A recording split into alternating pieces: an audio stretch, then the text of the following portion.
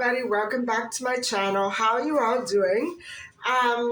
It's such a nice day. I'm not sure exactly what I have on the agenda for today, but I thought maybe I would start off the day by discussing a few more things regarding vitamins and essential foods. So bear with me. In case you're new and are just dropping in for the first time, I want to explain that in the past while, say for the past month, I've been focused on talking about foods that are essential and their positive and negative aspects, and where we can possibly derive vitamin sources from. For example, which foods. Although most vitamins are also obtainable from supplements, it's better to get them from foods because they work better that way. So when you have the choice, it's always better to eat the food that it comes from rather than simply take the supplement, unless your doctor is specifying it.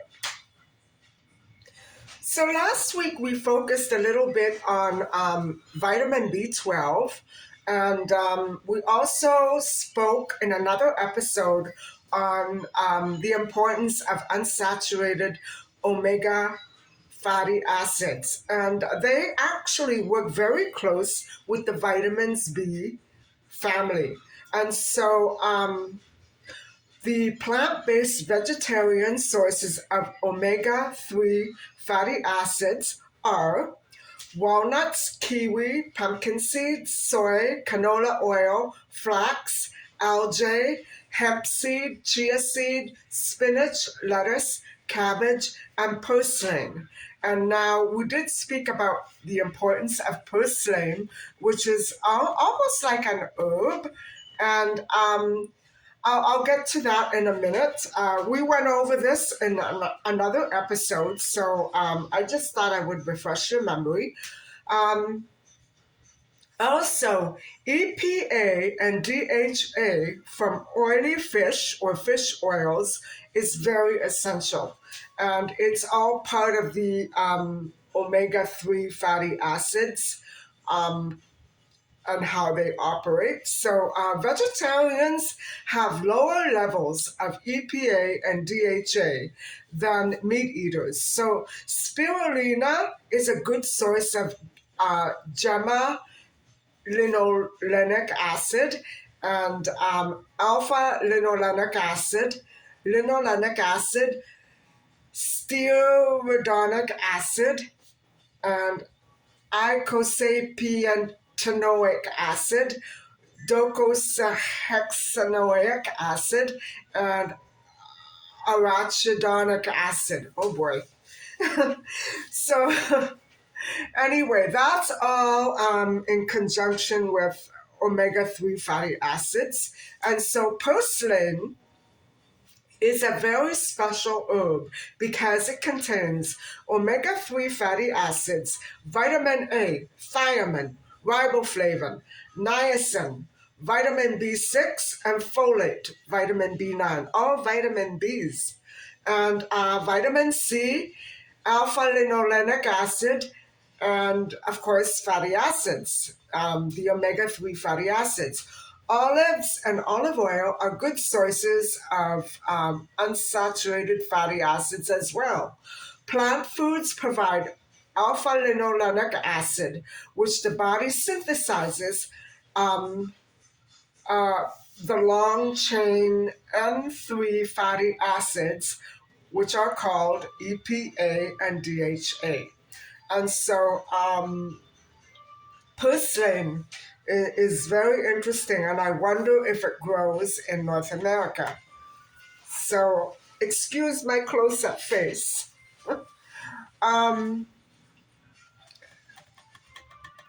Okay, let's see.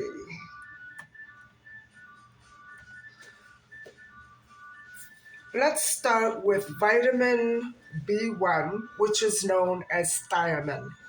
Vitamin B1, or thiamine, helps prevent complications in the nervous system, in the brain, muscles, heart, stomach, intestines, and moves electrolytes, which is very important, into and out of muscle and nerve cells. Wow, that's really important.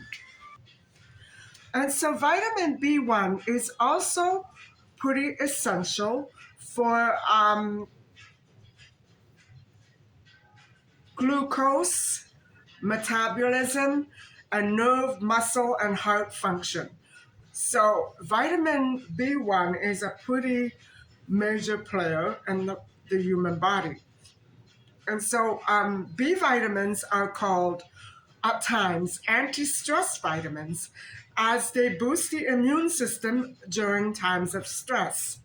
And so I imagine that would be emotional or physical or mental, whatever have you. People do need supplements during hemodialysis. And if the diet, and in cases where the diet does not provide enough vitamin Bs, um, you know what I'm saying? Vitamin B sometimes is it needs to be implemented in larger doses during medical procedures. That's what I'm trying to say. I'm not good at this, I guess. So vitamin B1 is water soluble as all other vitamin B complex um, complex solutions are. And so it enables human bodies to source energy from carbohydrates. So, what are the sources of vitamin B1? There is vitamin B1 in the outer layers of cereal, grains, germ, yeast, beef, pork, nuts, whole grains, and pulses. Fruit and vegetables that contain vitamin B1 are cauliflower, oranges, potatoes, asparagus, and kale. Other sources include, which are proteins, liver, eggs, brewer's yeast, and molasses. Cereals and white flour or white rice products also contain vitamin B1. That's good to know. And wow, that's a lot of foods. So if you know that you need vitamin B1 in extra amounts, be sure to include those foods in your diet. And by the way, people online on YouTube, especially, have been debating on what the appropriate serving of nuts would be. And it would be much less than what I normally eat. About a palmful of nuts or 100 grams. So there you go.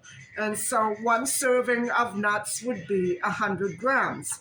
Mind you, I wouldn't try to eat all those servings, um, day after day or more than 100 grams at a time, if you know what I mean. Um, Nuts are good for you, but they also can trigger other conditions. And I really suggest that if you're a nut freak, you would do your own research because it's quite interesting. And maybe I will get to it one of these days, but for now, I'm going to stick with vitamins and use that as my theme. So, those were the foods that contain vitamin B1 and vitamin B in general. So, riboflavin, that's vitamin B2. What are the benefits and sources of riboflavin or vitamin B2? Riboflavin is found in grains, plants, dairy products, and is crucial for breaking down food and absorbing nutrients, maintaining the body's tissues. So, like vitamin B1, vitamin B2 is water soluble and it dissolves in water. It moves through the bloodstream and passes out in urine. Whatever is not utilized by the body is passed out in urine. So people must take in vitamin B2 on a daily basis because small amounts are stored but diminish very rapidly. And so, riboflavin, what are the functions of riboflavin? And riboflavin converts carbohydrates into ad- adenosine triphosphate, ATP. And human bodies produce ATP from food. You don't have it in you, you have to eat it. And so ATP produces energy, and ATP stores energy in muscles. And along with vitamin A, vitamin B is essential for mucous membranes, healthy liver, converting tryptophan into niacin, which is an amino acid. And it's also very essential for healthy eyes, nerves, muscles, and skin. And it's also essential for absorbing and activating iron, folic acid, and B1, 3, and B6. Hormone production, also for hormone production by the adrenal glands. It's also very good for preventing cataracts, and it's essential for fetal development. So, wow. It's very, very essential. And I'm wondering now if I do get enough of it because of my eye situation, which is much better right now, still very sensitive to the light. I'm just wondering, if I'm missing a lot of that because it's so important for the human body to have that on a daily basis. And so riboflavin occurs naturally in some foods and is added to others. It can also be taken as supplements. Most of it is absorbed in the small intestine. So, what are the sources of riboflavin or vitamin B2? Well, um, a lot of them are proteins such as fish, meat, poultry, turkey, chicken, beef, kidneys, and liver. Um, Also, eggs and dairy. So, then for the vegetables and the fruits, it's asparagus, artichokes, avocados, cayenne pepper, currants, fortified cereals, of course, kelp, lima beans, navy beans, peas, molasses, mushrooms, nuts, again nuts, parsley, pumpkins, rosehip, sage, sweet potatoes, broccoli, Brussels sprouts, spinach, dandelion greens, watercress, whole grain breads, enriched breads, which are white, wheat bran, and yeast extract. Wow. So that's pretty. That's a pretty extensive list. And so, guys, here it is. Here, use this information for anything that your diet or your cooking menu at home may be lacking in, because sometimes it's hard to be aware of what all of these vitamins can actually do for you or where you can obtain them. Mostly they're from everyday common foods, right? So make sure that you include, um, I would say, between a half and 1 cup of these certain vegetables and fruits a day, or about 3 to 4 ounces of protein a day. I'm not an expert, but that is what I would normally go on. For protein like liver and poultry and stuff like that, I would keep it to a minimum of 2 to 3 ounces. And if you know that it's not going to satisfy you, you can make it 4 or 5 ounces, but you just have to watch for the other things that proteins can do to you. Um, Not everybody can break down all of these vegetables and proteins properly. And like I say, like I've told you before, um, a, a lot of it has to do with age. And as we age, our bodies differ. our processes change, and our bodies do things differently than they did when we were 16 or 22. You know what I'm saying? So it's not that protein or vegetables with a lot of fiber are not good for you. It's what your body can do with it that is going to really, um, benefit you or not. So you have to make sure that your body is working okay in order to take in all these nutrients and for it to know exactly what to do with them. So, you know, it is up to a big debate now whether or not protein is good or bad for the health. I don't think it's bad for health. I think copious amounts, as I explained before, of, say, beef or pork are bad for anybody, no matter what your health is. Like if you ate all those mountains of hamburgers in 1 week, I'm sure it would catch up with you very quickly. But if you keep it to a minimum, oh, um, I'm not saying don't eat it every day. If you want, eat it every day, but keep it to a minimum. Don't go overboard with the amounts because you don't know if your body one day is going to start rejecting and not being able to process the food the way it once did.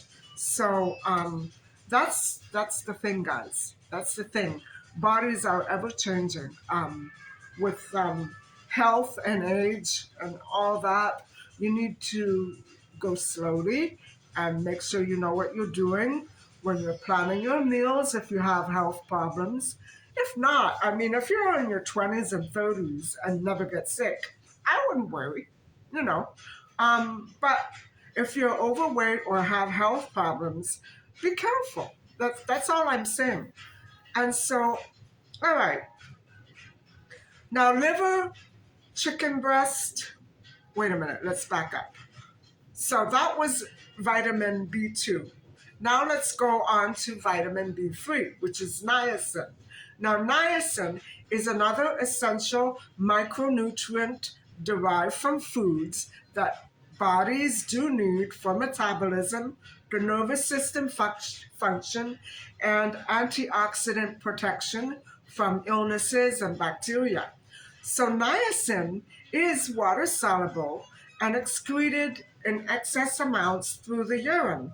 It's not stored at all in the body. And so, therefore, you should regularly eat 16 niacin rich foods, which are all available in stores. So, what are these foods?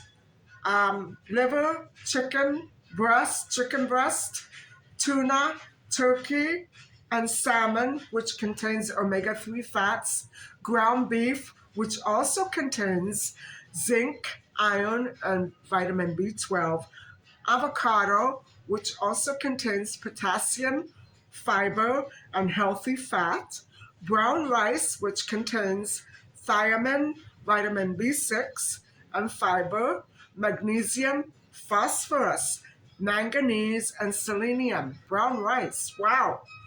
Fortified cereals and grains. Okay. Whole wheat bran, mushrooms, which also contain vitamin D, green peas, which contain fiber, and potatoes, which also contain zinc. And I don't know if I explained that right. Whole wheat contains also, as well as niacin, bran. It contains bran, which is very essential as well. So, guys, there you have it. Um, it's a very focused look on the vitamin B family, but I only chose to focus on vitamin 1, B1, 2, and 3 for today because we've been speaking so much on, all these vitamins and minerals and what they actually do for the body and where to get them. I kind of want to slow the pace down a little bit because we still have a lot of ground to cover. And I don't know if I'll leave the rest for tomorrow or just continue on with a couple more minerals in this upload. I'll have to see how the day goes and how I progress along with it. And I really am not sure what I'm going to be up to today. It's still relatively early, and usually I'm just, you know, starting the day right now, but I'm all ready to go. I'm not sure if I will go out anywhere or pick something up. I am still um, I am still looking for a few things in stores, and so I'm not sure what I want to do today.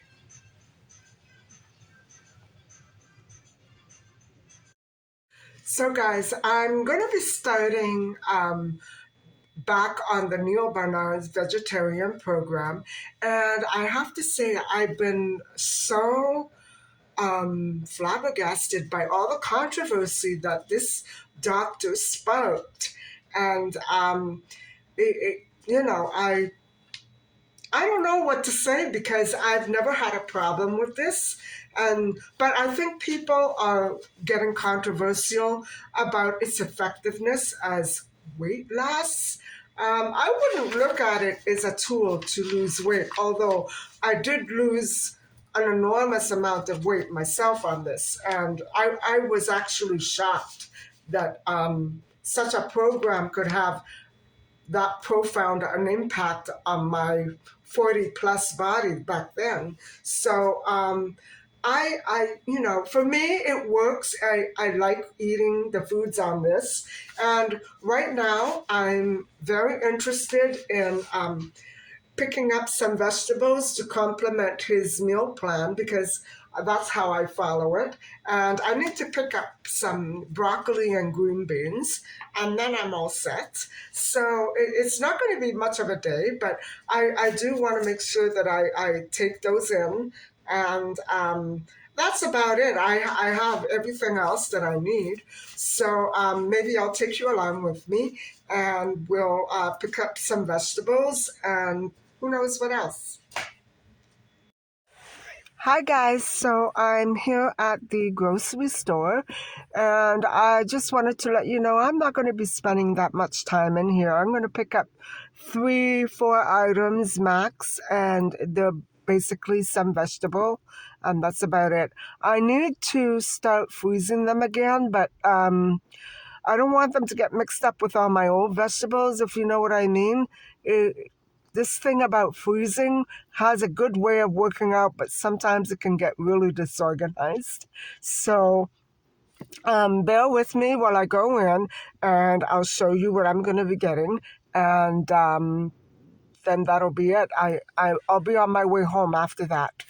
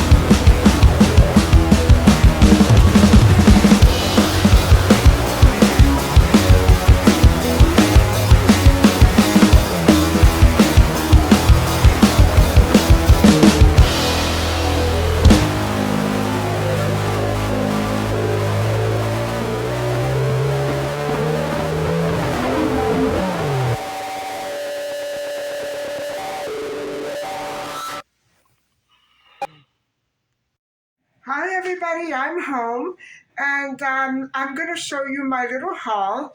I didn't pick up much at the grocery store, just a few things, and I did pick up something that maybe I shouldn't have, but it's still a healthy item, and there's hardly any fat at all. Still, maybe I shouldn't have done it, so I'll let you have a look. So these are the vegetables that I wanted to pick up. These aren't my favorite. I like the ones that come packed in cellophane, but these are not it. Um, and a couple of stems of broccoli. And then, did you see that the prices of practically everything was astronomically and phenomenally high. So I just stuck to this. I bought melon last week, so I figured I'd skip it this week. And so these two items, according to my research, go very well together. And so I did buy plain. I had the other avocado one, but I know that it has more fat, so I put it back and I took the plain one. And this is once in a while, guys. I don't really buy this very often, but I have a craving. So I might as well satiate it. And so altogether, these few items came to $16.75. So I'm going to make myself a little snack. It's after 4, and I haven't really had anything except for a little fruit this morning around 10 o'clock. So I'm going to put some food in a blender and then have the dip with carrots, and we'll see how that tastes.